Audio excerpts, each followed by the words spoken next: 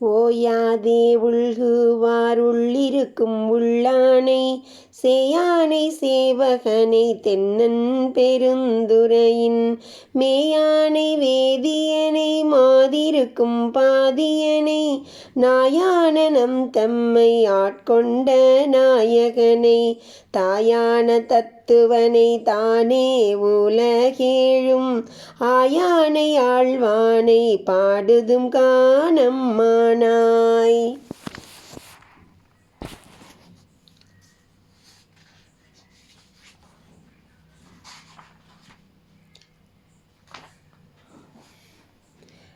உள்ளத்தினுள் யாண்டும் மெய்ப்பொருளாயிருக்கும் அவனை ஆழ்ந்து சிந்திக்கும் அளவு அவன் சொரூபம் விளங்கும்.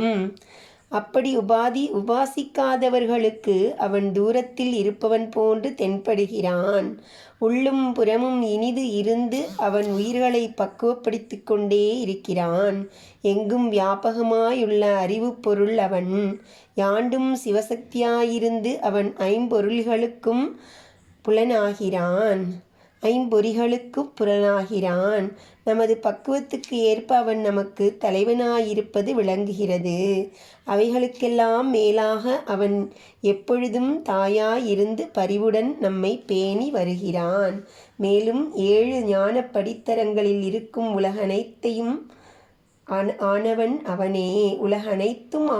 அவனே. பின்பு அவ்வுலகனைத்தையும் அவன் முறையாக ஆண்டும் வருகிறான். அத்தகையவனை நாம் பாடுவோம்.